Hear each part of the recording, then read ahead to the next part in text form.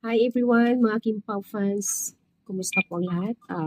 Siguro naka-move on na ang lahat sa mga gossip about Kim Pao. Ayan, kung napapanood niyo po na mayroong post ang Inside Metro PH about doon sa sinasabi nila na young actress na malapit na magkakaroon ng baby at magiging mommy na siya. Although hindi pinangalanan kung hindi nagda-drop name, pero alam na natin lahat kung sino. Yung forma pa lang yun sa blind item na yun, talagang Kim Pao talaga. Ayan guys. Siyempre kahit sino naman happy ang lahat, di ba? Ayun dito sa post ha, young actress host soon to be treating her usual glam for a much more exciting and more mommy na siya. Diba? And the father, well, let's just say he's one of the hottest, most successful, and undeniably dashing leading men in the business. He may be a stepping stool father again, father again. But this time, the story seems have a different kind of success. Kasi nga, kaya nga father again, kasi alam naman natin lahat na si Pao, mayroon po siyang anak noon, si Aki. Si Aki po siya ay ang kanyang mami na si LG Reyes. Kasalukuyan si LG naman ay may asawa na rin. So, ayan, ang hiling ng karamihan na sana wag mangyari na magkakaroon man na baby tapos bigla na lang, yung parang katulad sim lang na sa sitwasyon ni LG, wag naman sanang ganun. Yun hiling ng karamihan.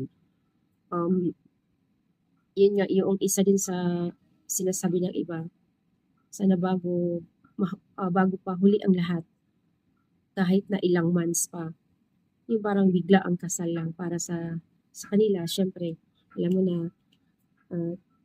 yung sinasabi nila na hindi maagrabyado ang actress. So, yun yung karamihan na comment nila doon na sana mahabol na habang hindi pa lumalaki ang tiyan, na kahit man lang sa hindi naman kailangan na bongga ang kasal. Ito, sabi dito, interesting whisper say the couple had already been preparing for a wedding.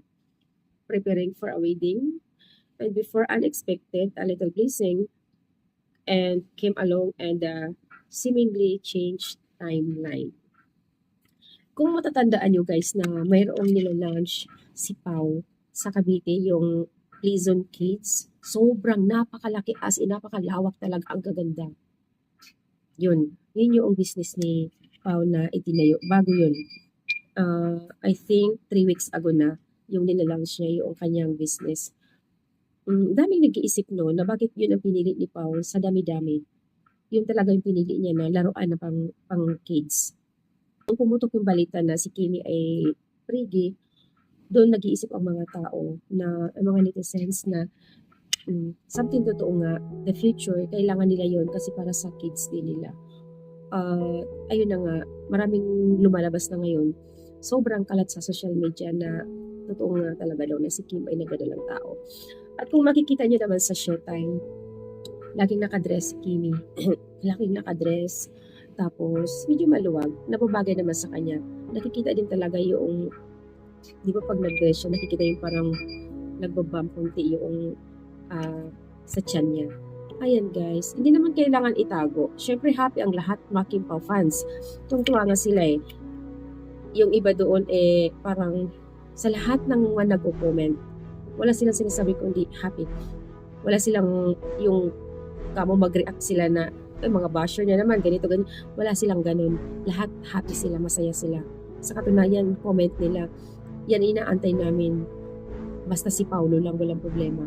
Though may anak si Pao, pero hindi naman, kung ano yung mga previous nila, hindi lahat ng pagkakataon na yung mangyayaring ganun. Malay natin na seryoso na talaga siya, magkakaroon na syempre ng anak sila ni Kim, at saka syempre ang inaabangan ng lahat yung kasal. Pero guys, hindi natin alam kung kinasal na sila.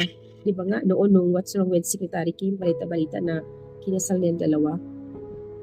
Pero hindi pa siya balita noon na pregi. Hindi natin sigurado guys. Pero kung sakali man na talagang yun yung hinahabol ng karamihan na bago lalabas ang baby na maikasal man lang para sa bibi nila. Nakakatuwa, as in hindi lang sa Metro PH, ang dami mga journalist, halos naka-plus na lahat. Sobrang kalat na sa social media talaga. Lalo na pag nasa showtime si Kimi, binibiro nila, baby gender reveal, na binibiro pa ni Dari. Ilabog. Wala lang, parang tahimik lang, tumatawa lang si Kim, diba? At sa dami-daming pumuputok na siya kung sino-sino na nag-post, sino-sino na yung mga journalist at ibang mga entertainment, wala silang reaction. As in, nakangiti lang si Kim. So, yun guys. Basta, happy tayong lahat para sa kanila. Yun lang aking update. Thank you so much sa lahat ng mga Kim Pao fans. Every time na mayroon akong post, nakasubaybay kayo. Thank you so much guys. Sana patuloy natin suportahan ang ating Kim Pao. Ano man ang mangyari, basta nandyan pa rin tayo para sa kanila.